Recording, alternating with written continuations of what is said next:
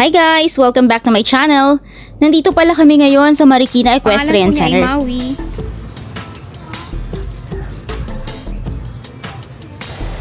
Ito pala yung first day ni Atosa sa riding lesson. Hindi pa kami nag-avail ng package noon kasi baka mamaya hindi naman pala niya magustuhan. Pero mukhang mahilig naman talaga siya mag-alaga ng kabayo.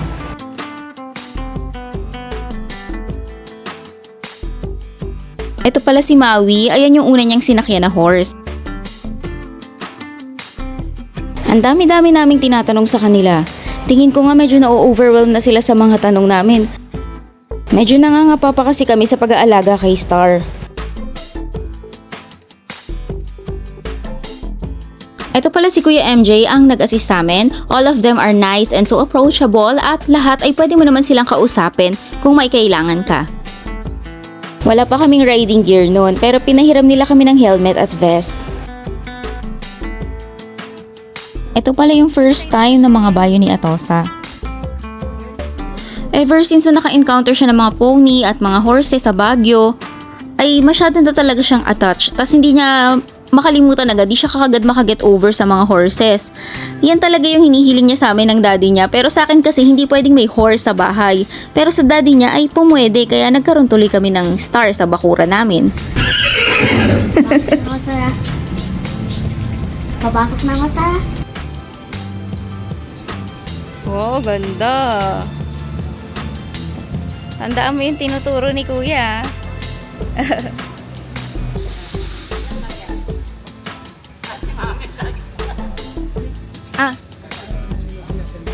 Araw-araw nga daw yan eh. Araw-araw yung iba eh. Araw-araw pala naliligo yung mga kabayo nila dito.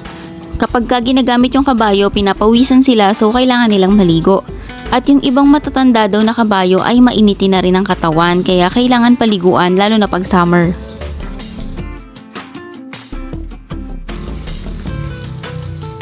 Dati tingnan mo kung paano maligo. Hindi siya nagagalit, kuya. Humingi na rin kami ng tips sa kanila kung paano magpaligo.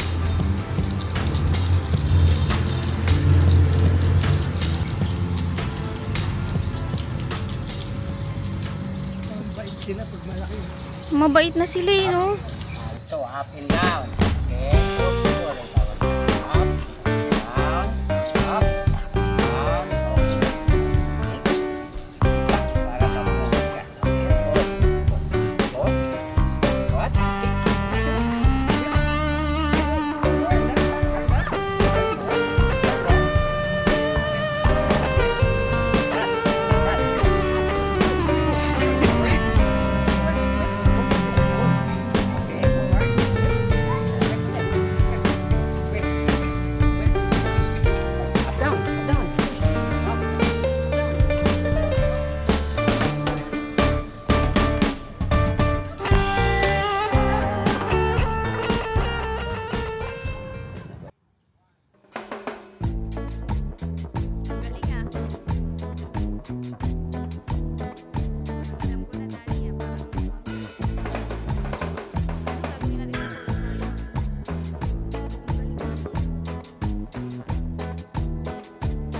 Wow, galing mo.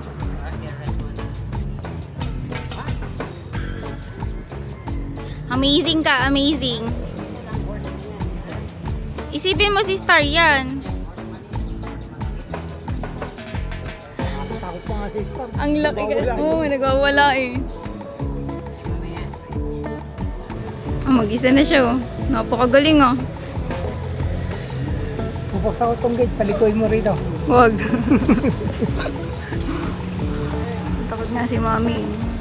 Mag-isa na siya oh.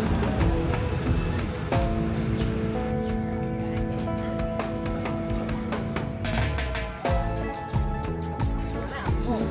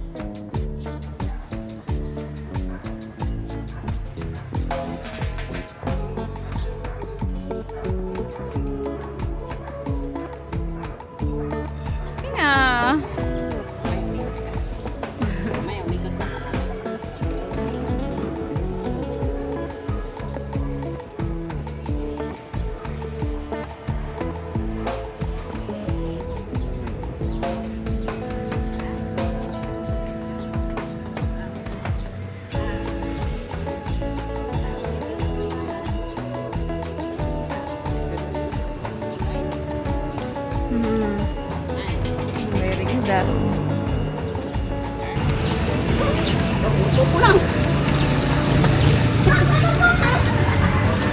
Natakot agad. Ano ba naman? Ang galing-galing eh.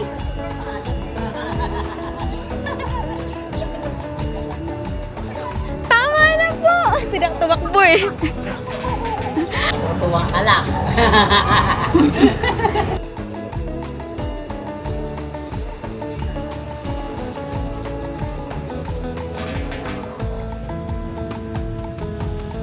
Good girl, Maui.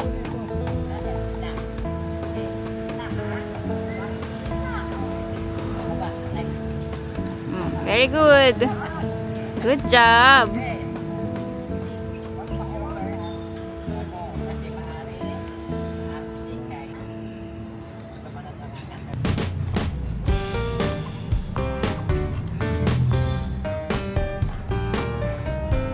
Ayan ang maganda. Nakting naman si kuya oh. Oh, tabi ka. Oh, ayan oh. Oh, oh stig oh. Enjoyin mo lang, tingnan mo. Canter? Oh? Astig oh. Oh. Dati dapat in-enroll kita eh.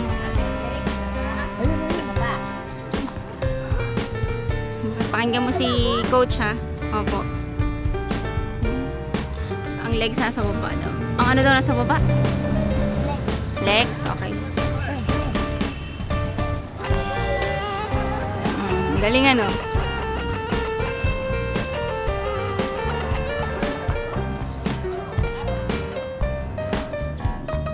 Galing. Very good. Pagbaba.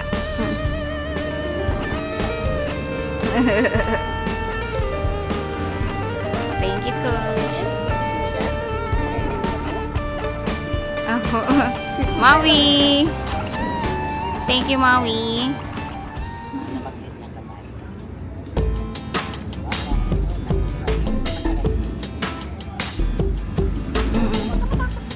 Huwag ka matakot, maliit lang si Maui. Maliit. Dati tingnan mo kung paano alalayan dia.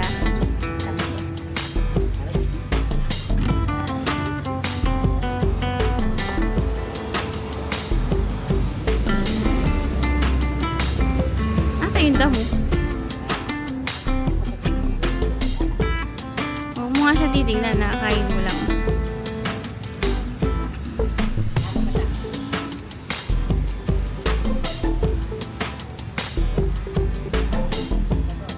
Ang laki, nakakatakot kasi laki ko eh.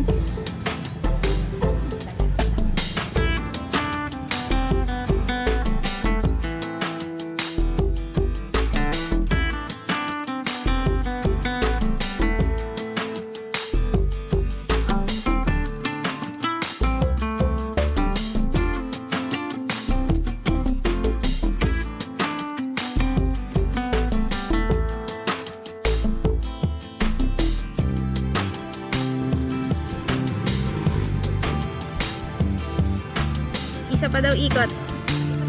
Para sa toy. Maui, salamat. Ipinakita naman sa amin ni Coach Carlos yung mga horse. Under training pa siya. Huwag mo hawakan na under training. Kasi para pa lang si Star. Ito naman si Melody. Melody. Ayun o, sabi ko na nga eh, nagte-training pa to eh. Parang aabutin ako nun ah. Huwag kayo mag-away.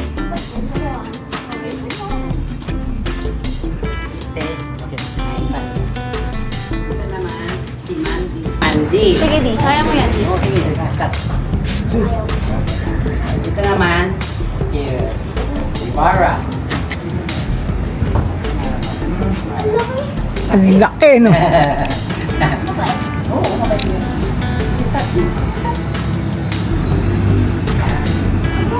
Ito naman si Pali.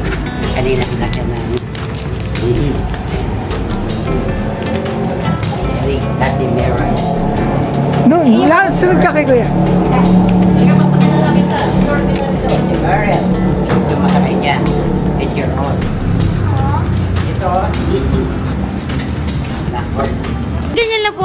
naman niya. Di po siya lalabas. Huwag na, hindi ko alam kung pwede. Eh, dito tayo. Mabay daw yan, ah. Sige. Dami nilang horse, grabe. Ito yung pinakamaraming horse na nakita natin. At ang lalaki. Tingnan mo yung kwadra, ang lalaki. Oo nga. Pero panayat tayo na yan. Bakit po siya nagkasugat? Hindi rin kami iwasan kami sa Ah, sa mga pader, ganyan po.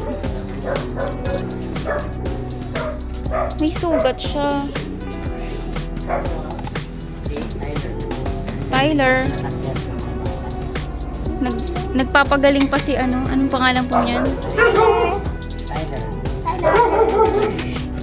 Mabait pa yung ano yun. Tyler, talagang ano. Lumingon na siya, nak. Nako. Ayaw niya di. May sugat siya.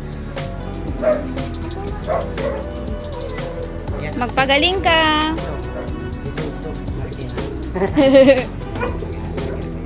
Mga alaga niyo po.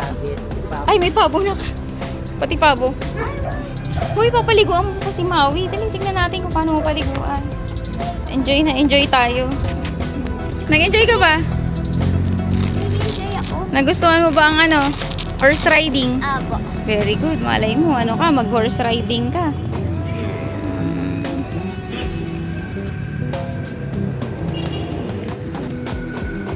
After pala ng lesson, ay pwede rin magpaligo yung mga bata ng horse.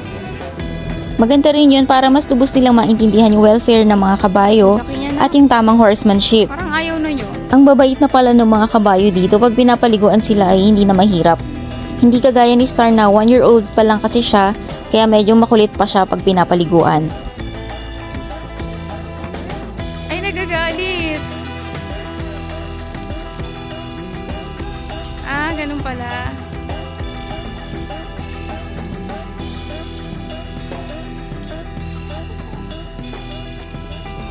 Natakot siya sa laki.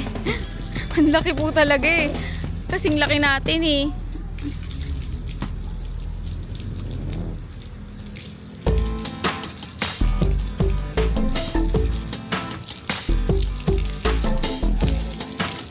Eh?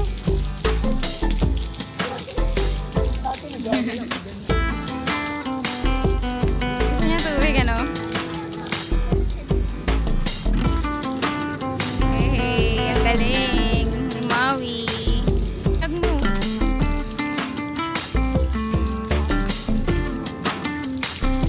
Naghahanap pa po ba kayo ng extrang trabahador? Pwede itong anak ko eh.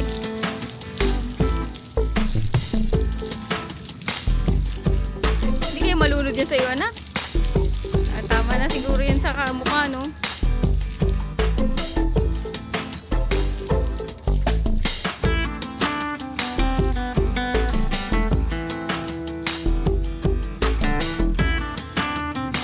Nakaka-amaze nga kasi hindi naman lahat ng tao ay mahilig sa mga horse.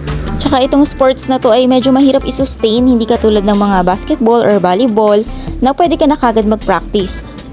Ginabi na talaga kami dito, ayaw pa kasing umuwi ni Atosa. Sa tuwing pumupunta nga kami dito ay halos ayaw niyang umuwi.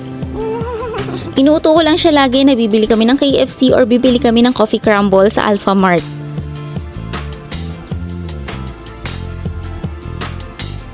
Kung gusto niyo rin mag-enroll ay mag-chat lang kayo sa page nila na Marikina Equestrian Center. 2,000 pesos pala yung rate nila per session at meron naman silang promo na 10 session for only 18,000 pesos. Yun lang muna for today guys and see you on our next video. Bye! Ayan, pag ganun.